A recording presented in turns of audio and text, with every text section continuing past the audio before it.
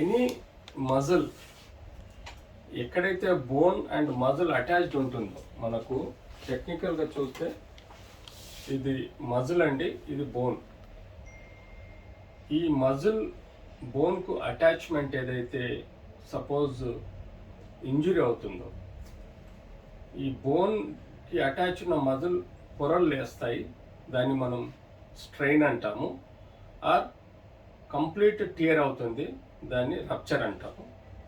అంతేకాకుండా స్ట్రెస్ కూడా ఉంటుంది, అంటే లాగుతుంది, అంటే ఇది ట్రాక్షన్ ఇంజురీ అంటాం. ఈ 3 కండిషన్స్లలో బోన్ మజిల్ రిలేషన్ దెబ్బతిని ఇక్కడ ఒక గాయంలాగా, ఈ లోపల ఒక గాయంలాగా తయారవుతుంది, ఒక పుండులాగా, లోపల పుండులాగా తయారవుతుంది. అలాంటి కండిషన్లో మనము ఈ పిఆర్పి ఇంజెక్షన్స్ అన్నది ప్లేట్లెట్ రిచ్ ప్లాస్మా. ఈ ప్లేట్లెట్ అన్నది మన టిష్యూ హీలింగ్కి హెల్ప్ చేస్తుంది. రక్తంలో వైట్ బ్లడ్ సెల్స్ ఉంటాయి, రెడ్ బ్లడ్ సెల్స్ ఉంటాయి, ప్లేట్లెట్స్ ఉంటాయి ప్లాస్మాలో. సో ఒక క్వాంటిటీ ఆఫ్ బ్లడ్ మనం తీసుకొని దాన్ని ల్యాబ్లో సెంట్రిఫ్యూజ్ చేస్తాం. ఏసెప్టిక్ కేర్లో, అంటే ప్రాపర్ కేరింగ్లో. సెంట్రిఫ్యూజ్ అంటే ఆ రక్తాన్ని తిప్పుతాం, ఒక ఆర్పిఎం, ఒక స్పీడ్ తోటి తిప్పినప్పుడు ఎర్ర రక్త కణాలు కిందికి ఉండిపోతాయి, తెల్ల రక్త కణాలు ఉండిపోతాయి మధ్యలో. ప్లేట్లెట్స్ అనేవి మాత్రం క్రీమీ కలర్ లేయర్లో పైనకు వస్తుంది అన్నమాట. సో ఈ సెంట్రిఫ్యూజ్ చేసిన బ్లడ్లో ఈ క్రీమిష్ వైటిష్ కలర్లో ఉండే ఫ్లూయిడ్ని మనము తీసుకున్నప్పుడు అందులో ఎక్కువగా మనకు ప్లేట్లెట్స్ ఉంటాయి.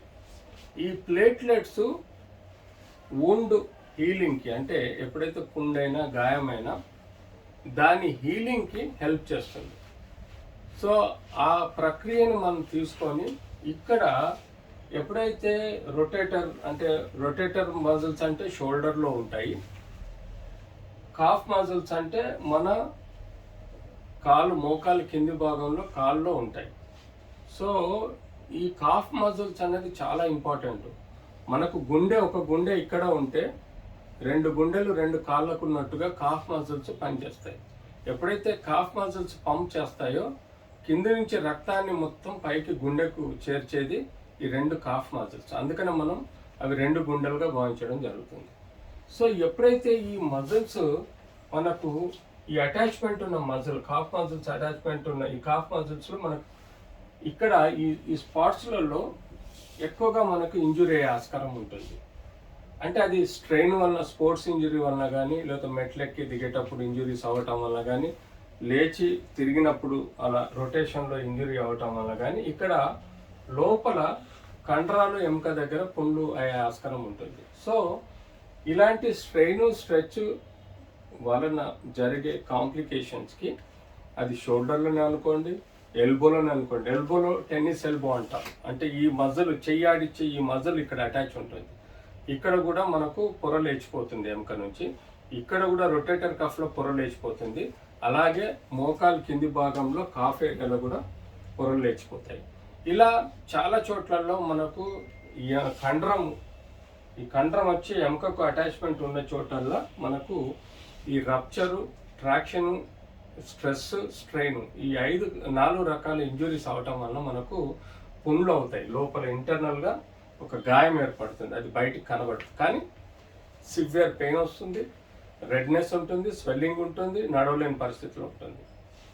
సో ఇలాంటి కండిషన్లో మనం ఈ యొక్క పిఆర్పి ఇంజెక్షన్స్ ఇప్పుడు అడ్వాన్స్ థెరపీ అండి. అంటే ఇదివరకు స్కిన్ డిజీజెస్లో ఇచ్చేవాళ్ళము, హెయిర్ లాస్లో ఇచ్చేవాళ్ళము పిఆర్పి ఇంజెక్షన్స్.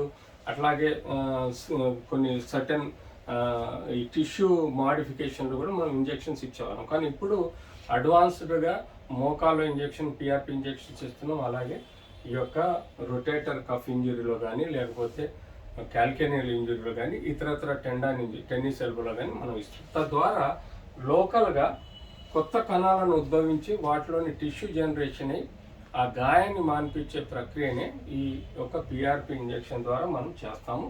తద్వారా ఫాస్ట్గా హీల్ అవుతుంది. ఆ ఇంజెక్షన్ ఇచ్చిన తర్వాత ఆ యొక్క ఏరియాని కంప్లీట్ రెస్ట్ ఇవ్వాలి. రెస్ట్ ఇవ్వకుండా మళ్ళీ హీలింగ్ కెపాసిటీని కూడా డ్యామేజ్ చేస్తుంది. సో రెస్ట్ ఇచ్చినప్పుడు హీలింగ్ కెపాసిటీ ఇంప్రూవ్ అవుతుంది. సో అలా చేయగలిగితే మనం కాఫ్ ఈ రొటేటర్ కాఫ్ మజిల్స్ ఇవన్నీ ప్రక్రియను హీల్ చేయడం వల్ల మనకు తొందరగా రికవర్ అయ్యి పెయిన్ తగ్గిపోయి హ్యాపీగా తన ప్రొఫెషన్ తను చేసుకునే విధంగా ఉంటుంది.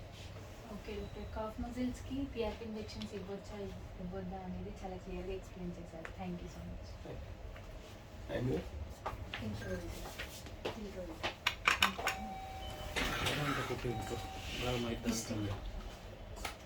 ఏమో కాదు అన్నది